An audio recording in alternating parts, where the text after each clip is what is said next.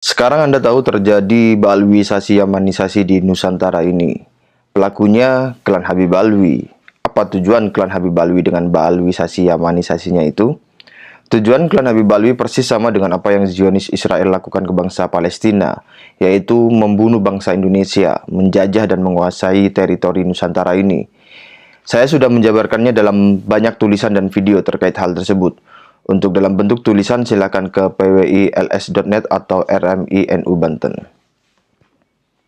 Di video ini saya akan menjelaskan lebih lanjut mengenai operasi klandestin Balwisasi Yamanisasi itu, yaitu tentang posisi dan peran lembaga Al-Khairat dan Habib Idrus Salim Al-Jufri, guru tua, dalam operasi klandestin Balwisasi Yamanisasi sebagai instrumen klan Habib Alwi guna menguasai Indonesia Tengah dan terutama Timur. Saya akan ajak Anda ke video penjelasan dari Kiai Haji Agus Sunyoto. Mohon perhatikan baik-baik bagaimana delegitimasi terhadap NU, rencana memecah NKRI menjadi dua bagian, dan klan Habib Alwi dan Hadrami Non Ba'alwi lah aktor utamanya melalui FPI, HTI, Gerakan 212, 414, dan lain-lain yang segerombolan. Yang pertama, ini menurut catatan saya, tahun 2014, di sebuah perguruan tinggi ternama di Jakarta diadakan seminar sejarah nasionalis Indonesia. Ya. Pembicaranya adalah para doktor, ya, dan sejarawan nasional. Saya tidak tahu, NU diundang tapi tidak ada yang datang. Yang datang hanya reporter NU online, Abdul Alawi namanya. Ya. Habis datang di situ, ya, Abdul Alawi ini nunggu saya. Ya, ketika saya datang ke PBNU, saya dilapori. Ini hasil seminar, ya, yang dilakukan di perguruan tinggi besar ini. Itu semua pembicara mengatakan dalam pergerakan nasional Indonesia, ya, perintisan mulai kebangkitan nasional sampai Indonesia merdeka, sampai membentuk negara Kesatuan Republik Indonesia, satu-satunya organisasi yang tidak punya peranan apapun NU. Ya. Jadi NU sama sekali nggak punya sumbangan apapun pada negara ini. Itu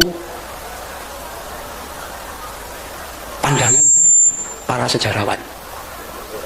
Ya. Pandangan para sejarawan tentang NU.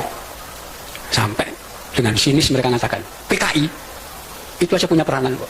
Ya, pernah berontak melawan kolonial, melawan Belanda tahun 1926. Ya, NU nggak pernah, ya, nggak punya peran apapun. Rupanya mereka sangat yakin dengan sejarah versi mereka, ya, di mana dalam sejarah versi mereka itu sumber-sumber itu kan semua tersimpan di museum-museum dan perpustakaan di luar negeri. Ya, mereka yakin orang NU nggak bakal bisa masuk ke sana. Ya. Kalaupun pernah ada yang keliten, nggak bakal bisa baca dokumen itu. Kenapa? Bahasa Belanda. Kalau ke Inggris juga nggak bisa baca itu. Ke tempat lain, ke Jepang juga nggak bisa baca dokumen-dokumen itu. Ya, pokoknya NU ini dianggap kumpulan orang bodoh yang asal ikut gitu aja. Itu 2014. 2015 ada satu peristiwa. Ya, NU diundang. Ya, dalam pertemuan di kafe yang terletak di Jalan Kemang Utara, ya, yang datang dari bumi. Ya. Nah, di situ yang dibincang adalah ketepatan penggunaan istilah Indonesia dan Nusantara. Ya. Mereka membincang penggunaan sebutan Indonesia itu tidak cocok karena itu bahasa asing. Yang cocok adalah Nusantara. Ya. Rupanya di situ NU diundang karena mereka menganggap NU itu Islam Nusantara. Ya, itu tanggal 17 Oktober 2015. 3 hari kemudian tanggal 20 Oktober 2015 kita diundang lagi di tempat yang sama, tapi kali ini bahasanya lain. Ya, ada 2 tema utama yang dibahas. Tema yang pertama, pembubaran NKRI. Jadi Indonesia mau dibubarkan. Ya, jadi mereka lewat jaringan luar negeri, ya, lembaga-lembaga internasional nanti mengusahakan agar semua lembaga internasional memberikan penilaian bahwa Indonesia adalah negara gagal. Ya, wis korupsinya terkendali, kemiskinan meluas dan seterusnya. Ya. Di situ pelanggaran HAM dan itu nanti akan dicap. Ya, kalau sudah jadi negara gagal ya bubar, nanti ganti negara baru. Seperti dulu di Afrika ada negara namanya Rhodesia, ya, diganti Zimbabwe, karena dianggap gagal. Indonesia juga akan dibegitukan. Ya. Nah, kalau NKRI sudah dibubarkan, maka mereka merancang kedua akan membentuk Negara Rakyat Nusantara (NRN). Ya. Yang untuk saat itu sudah terbentuk, wali negaranya namanya Yudi Samhudi Suyuti. Ya. 20 Oktober itu. Jadi jelas mau membubarkan NKRI.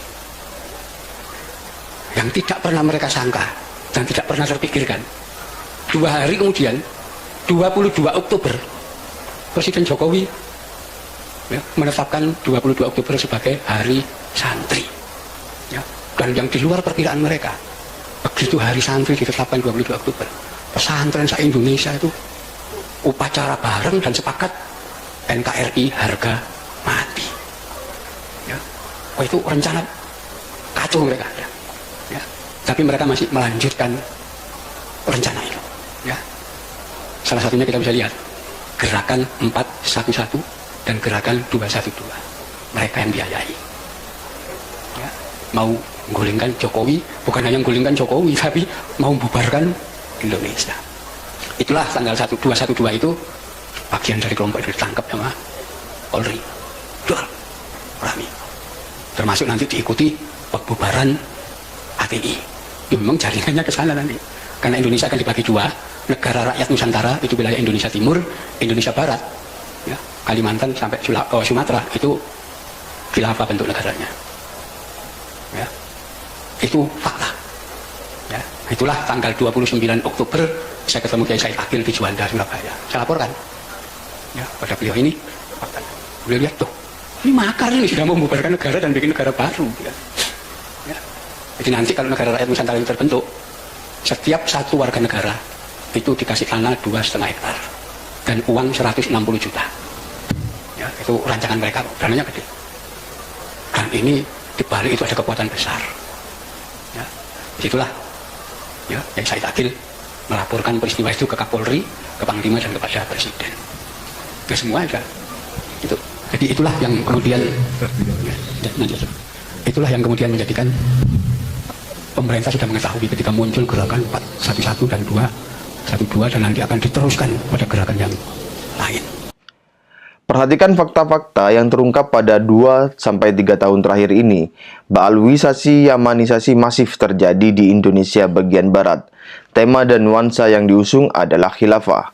Puzzle-nya sesuai dengan penjelasan Kiai Haji Agus Sunyoto yang mengatakan Indonesia akan dibagi 2. NRN itu wilayah Indonesia Timur.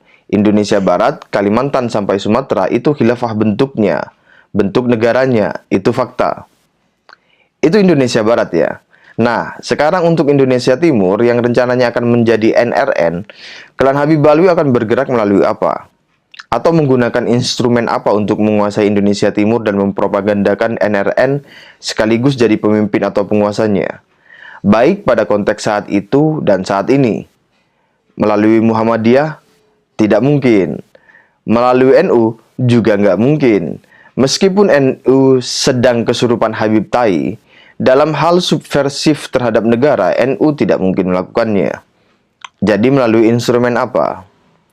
Yang paling suitable terhadap rencana pendirian NRN itu adalah jaringan lembaga Al-Khairat yang didirikan oleh Habib Idrus Salim Al-Jufri yang konon katanya memiliki jaringan ratusan dan sekitar 1.000 cabang lebih. Jaringan Al-Khairat dan Habib Idrus Salim Al-Jufri digunakan untuk menundukkan pikiran masyarakat Indonesia Tengah dan Timur. Melalui apa? Skemanya sama, patternnya sama dengan baalwisasi Yamanisasi yang terjadi di Indonesia Barat, yaitu menggunakan propaganda klaim sejarah sebagai senjata utama menanam dan memperkuat pengaruh serta melegitimasi kekuasaan klan Habib Alwi di Indonesia Tengah dan Timur. Dan bahwa pribumi Nusantara di Tengah dan Timur harus tunduk kepada klan Habib Alwi karena pribumi Nusantara berhutang jasa kepada klan Habib Alwi. Kita bisa lihat bagaimana bendera merah putih diklaim sebagai jasa Habib Idrus Salim Al-Jufri dan bagaimana narasi itu membonceng nama besar NU. Apalagi tadi disampaikan mau diadakan haulnya guru tua Al-Habib Idrus bin Salim Al-Jufri. Perlu diketahui, ajaran yang dibawa oleh Jam'iyyatu Nahdlatul Ulama dengan ajaran yang dibawa oleh guru tua Al-Habib Idrus bin Salim Al-Jufri, juga ajaran yang dibawa oleh mufti-mufti kesultanan yang ada di Maluku Utara, semuanya berada di satu khittah yang sama, di satu manhaj yang sama, di satu akidah yang sama, di satu fikih yang sama, di satu tariqah yang sama.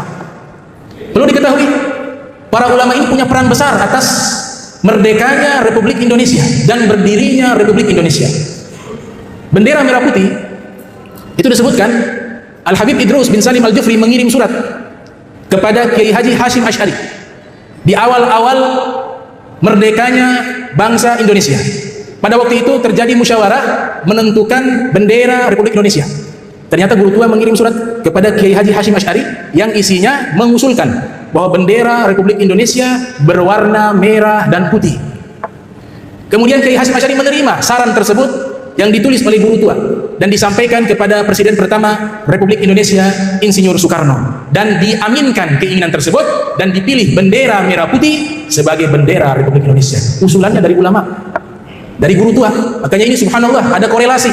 Selain dibuat acara Jam'iyyah Nahdlatul Ulama, ternyata tidak lama lagi dibuat haul guru tua. Antara Nahdlatul Ulama dengan guru tua punya hubungan historis yang sangat kuat. Inilah yang tertulis dalam syairnya guru tua. Kullu ummatin laha ramzu izzin wa ramzu izzina al-hamra'u wal bayda. Setiap bangsa memiliki bendera kemuliaan, simbol kebesaran, simbol keagungan, dan simbol keagungan negara Republik Indonesia adalah bendera sang pusaka merah dan putih. Itu syairnya guru tua. Kita lihat bagaimana Bandara Mutiara diganti namanya menjadi Bandara Mutiara Sis Al-Jufri. Kita lihat bagaimana upaya pencalonan Habib Idrus Salim Al-Jufri sebagai pahlawan nasional. Kita lihat bagaimana klan Habib Alwi mengklaim Sultan Ternate yang berdakwah di Ambon dan Ternate itu Ba'alwi semua. Dai-dai dari Hadramut itu menyebar di mana-mana ada. Coba lihat di Aceh, itu yang membawa agama Islam di Aceh, Ba'alwi. Di Sumatera ada Barus. Ada gunung apa Barus di Sumatera itu. Barus itu siapa? Ya Ba'alwi yang menyebarkan agama Islam. Istilah Barus itu dibawa oleh dari Hadramut. Kalau Anda ke Papua, boleh tanya sama Fadlan Garamatan, dai Papua itu. Itu bekas-bekas jejak-jejak dakwanya Habaib itu ada. Ba'alwi sekarang disebut Ba'alwi itu ada. Sulawesi Selatan, Al Khairat, guru tua yang punya 480 Al-Jufri itu, yang punya 480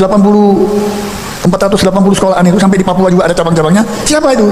Sultan Ternate yang berdakwah di Ambon dan Ternate. Itu Ba'alwi semua.